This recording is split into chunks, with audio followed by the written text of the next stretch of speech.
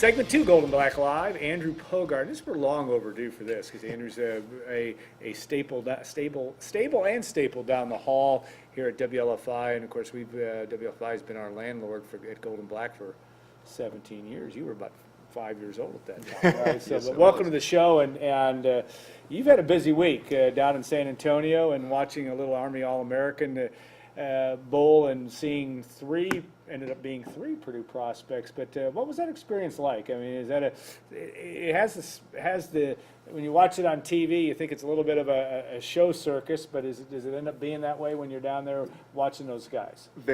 Yeah, in some ways, yes. Yeah. I mean, there are a lot of cameras out and about who want to see some of the top prospects in the country, and it was obviously something that we wanted to explore as well. I did it on my own time. Yeah. I wanted to go down pretty close with George Karloftis, who graduated from West Lafayette. So I wanted to see him. I wanted to obviously find out what David's decision was going to be, which come to find out David Bell is coming to Purdue. Yeah. And so it was a lot of fun. The game itself was a blowout, Yes, but to find out where David was going and to see George as well, those were the main reasons why I made the trip. Tell me about what in George. I know had at least a sack or a tackle for loss, but in the game. But what were your impressions of seeing George play against that level of competition? I mean, here's a guy that is going to come to Purdue and may get a chance to start in year one. Do you think he's up to that level? I think so. And what's interesting enough is that the next day he was on a flight at 5 o'clock in the morning to get back here, and then he started classes the very next day because he's already done with West Lafayette. So I found that to be very interesting.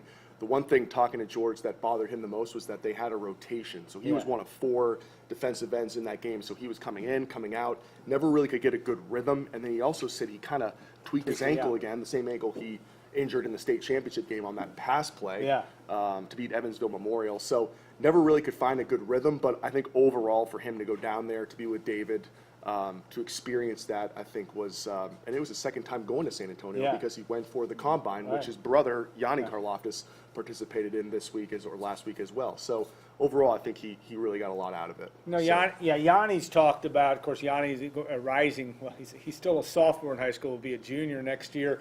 A linebacker that everybody in the country is going to want as well. He did told the Rivals folks that he will be open to a lot of different places, as George was to some extent. I mean, he obviously was recruited by a lot of folks. What do you like? You know, you've seen Yanni play a lot in high school. What do you like about him? What makes him? I mean, he's a pretty tenacious guy. Yeah, I mean, when you meet George, he's it's hard to explain. They're very different. Yeah. Very different in their own way. And if you talk to their mom, Amy Karloftis, Yanni's kind of the, quote, bad boy of the family. George is very professional when you meet him. Good head on his shoulders, kind of quiet, reserved. But once you get to know him, he opens up. But Yanni, on the other hand, he's just a quote-unquote bad, and I don't want to fill in the rest of that word. Yeah. He gets after it on the football field. For those who haven't seen him, as I said, he gets after it. He's an athlete. George played basketball for a few years under Dave Wood at West Lafayette, gave it up this year because he graduated early. Yanni is one of the best players on the team. Yeah. He has that athleticism, that coordination that for George, I don't think that was his strength. So you couple that together with his strength and athleticism, he's scary, and there's a reason why a lot of Division I programs are after him. Yeah, heat-seeking missile out there. Yes, he is. He is absolutely he's fun to watch from that standpoint because he can really go after folks and does it with abandon. What when you look at also that experience of David Bell, you're just getting a chance to watch him in person and be around him. What were your impressions? Well, the one thing that really stood out to me was that he had committed back after his official visit when he came to see them play Iowa. Yeah. That blew me away. I had no idea. I had a good feeling he was going to come to West Lafayette. I just didn't know that he made it official back in November. So that blew me away. It was quiet. It was very quiet. He kept it hush-hush. But another thing that really stood out to me about the interview I had with him was just the connection with Jeff Braun. Yeah. He said if Jeff had left to Louisville, there was no way he was going to come to Purdue. Yeah. So again, it's much like the Rondell Moore factor with Jeff and the Louisville connection there. It just shows how valuable Jeff is to the Boilermaker football program and why Mike Bobinski did everything he could in his own power to keep him here. Yeah. Your impressions of Bell as a player, physical, did anybody on this year's team or guys that you might compare him to, and just in what you got to see, and we've also obviously seen him on tape certainly as well. But what anybody that he really strikes that you're going to say this is who David Bell reminds me of? On this year's Boilermaker team, I can't pinpoint anyone in particular. This was the first time I saw him play, and I think he only had 1 or 2 targets. So I really didn't get a good feel for how he will be in Jeff's offense. But obviously, like you said, watching plenty of tape down from the Indianapolis area, the kid is very, very talented and very, very good, and he has a very bright future at the college level and has a chance to probably play professionally as well. So I think having him with Rondell, considering you lose Terry Wright, you lose Isaac Zico, you're going to need guys to step up, and having Rondell coming back as well as David Bell, as well as a big target like Milton Wright from the Louisville area.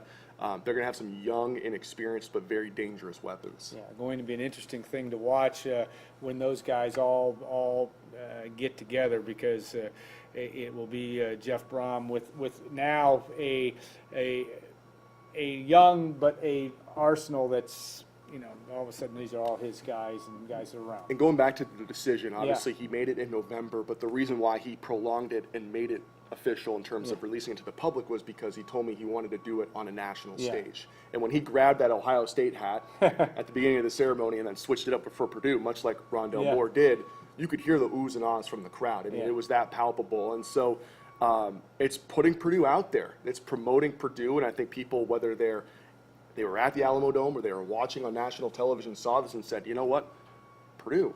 Yeah. Maybe that's the up-and-coming team in the Big Ten. Maybe it's the up-and-coming team across the country that I should explore regardless of where I'm from. So it said a lot about David, and it says a lot about where the program is going, the trajectory of the program. So, it's interesting because you're at the age where not that far removed from some of the guys you cover when you cover high school. But I'm amazed how polished up these guys, whether it's the world of Twitter, Instagram on down the road, but these guys not only at the Army All-America, but the guys you cover in the Lafayette area, these guys understand media and understand what it's like to be. Most of them are pretty good on not only pretty good in terms in front of the camera, but they know how to tell their story. Yeah, and it's amazing to me. This is kind of off topic, but when I first got out here to West Lafayette was in the spring of 2015, and obviously we all know where the football team was, the football program was at that point in time.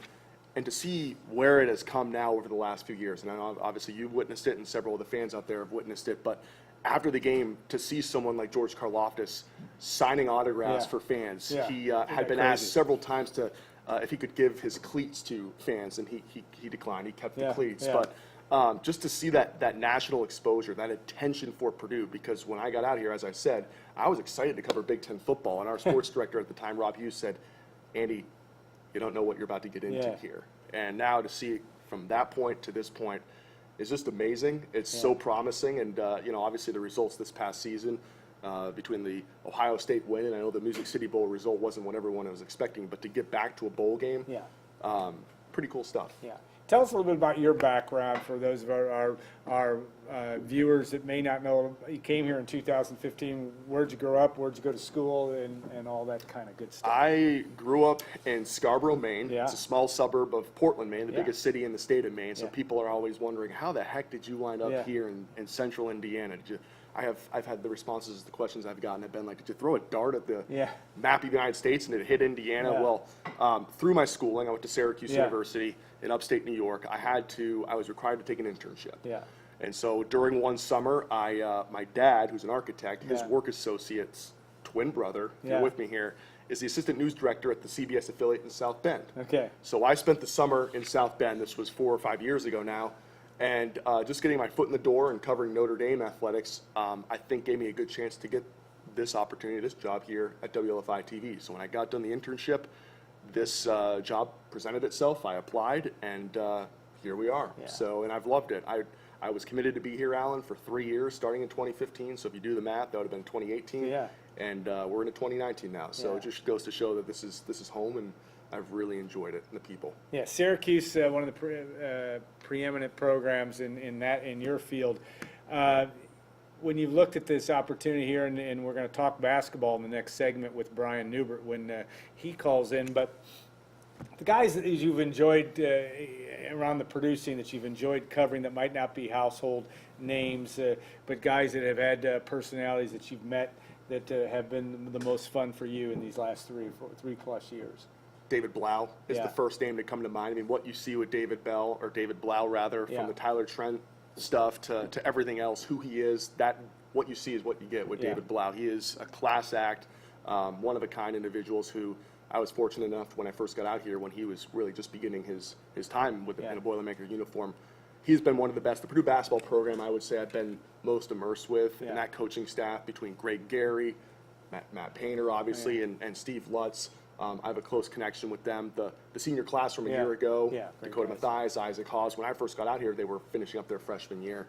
I really have not encountered any boneheads, anyone who's given me a hard time. Everyone's been so wonderful to work with, and that's made my life and job very easy. So, but David Blau's the first name to come to mind. I mean, I'm sad to see that he's no longer going to be here come next fall. Yeah, he and certainly in the whole Tyler Trent with the celebration of life and everything he's meant in that situation. You almost with him, you didn't think he could do more, raise his level of just being a great guy with a great leader, but he seems to have done that even in that situation. Absolutely.